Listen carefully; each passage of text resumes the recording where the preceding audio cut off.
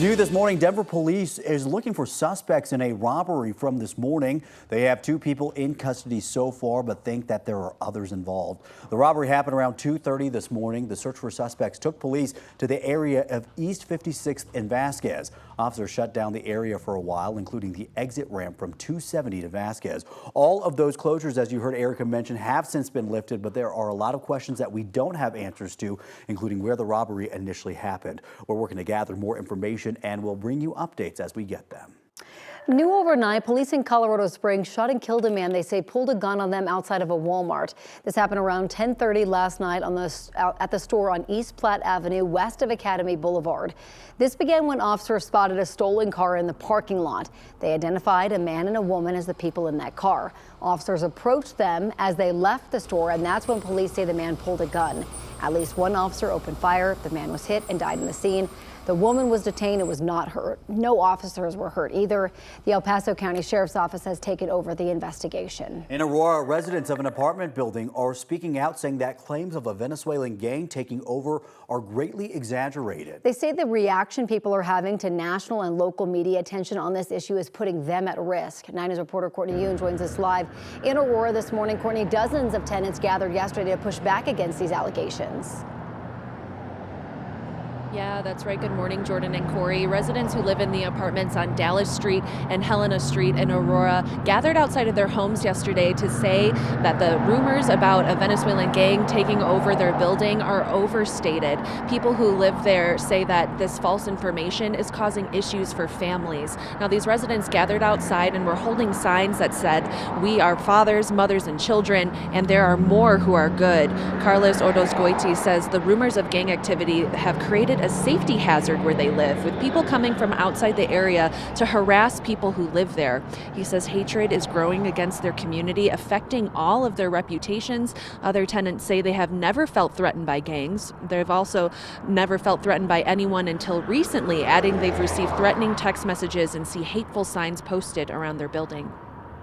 Ahorita sí siento un poco de temor por lo que se está viendo, por lo que se está creando la xenofobia hacia nosotros, y me da muchísimo miedo salir a la calle ya después de las 7, 8 de la noche, porque uno no sabe qué carro, qué loco pase por ahí y nos quiera hacer daño.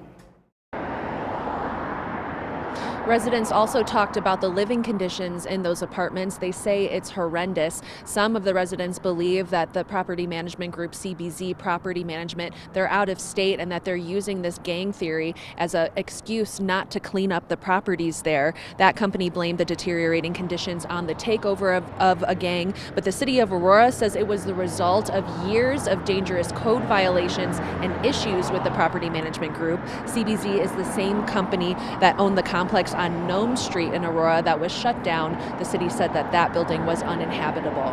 Live in Aurora, Courtney Yoon, 9 News. Yeah, this story really has gone viral nationally, and of course we're still digging for answers as well. Courtney, thank you for the update. It is now 7:07 on your Wednesday morning, and this morning we are learning new details in the trials against former President Donald Trump. The first is his hush money case, where a federal judge again denied Trump's effort to move the hush money case into federal court. The former president's attorneys had sought to move the state case into federal court, hoping to lean on the Supreme Court's decision this summer on presidential immunity. Trump's team also urged the judge to postpone his sentencing, currently set for September 18th. The judge also rejected that request. The former president could face as much as 4 years in prison when he is sentenced. Trump was previously convicted of 34 counts of falsifying business records. When it comes to Trump's classified documents case, a former federal judge and a watchdog group want a new judge.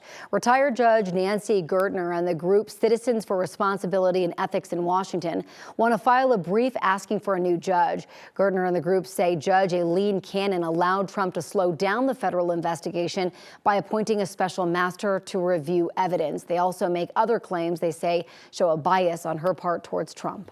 Trump has also filed a not guilty plea for his new election interference indictment. A week ago, special counsel Jack Smith filed the new superseding indictment in connection with the federal January 6th case.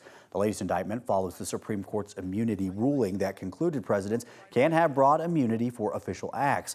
Prosecutors have removed some specific allegations against the former president, but the same 4 criminal charges remain. When it comes to Trump's campaign, a federal judge has ruled that he and his campaign must stop using the Isaac Hayes' song, "Hold On, I'm Coming." The decision comes after Hayes' estate sought an emergency injunction to stop the Trump campaign from using the song at campaign events. It alleges the campaign does not have its approval. But attorneys for the Republican National Committee and the Trump campaign claim the Hayes estate is not the license holder for the song. While they haven't sued, Beyonce, Bruce Springsteen, Celine Dion, Prince's estate, and Foo Fighters have publicly complained and/or disavowed Trump using their music. Today, Vice President Kamala Harris is planning to announce a new proposal to expand tax relief for new small businesses. According to a campaign official, the proposal includes a tenfold expansion of tax deduction for startup expenses from $5,000 to $50,000. It will reduce barriers to obtaining occupational licenses and incentivize state and local government to cut red tape in their own regulations. Harris's goal is to boost small business applications to 25 million in her first term if elected.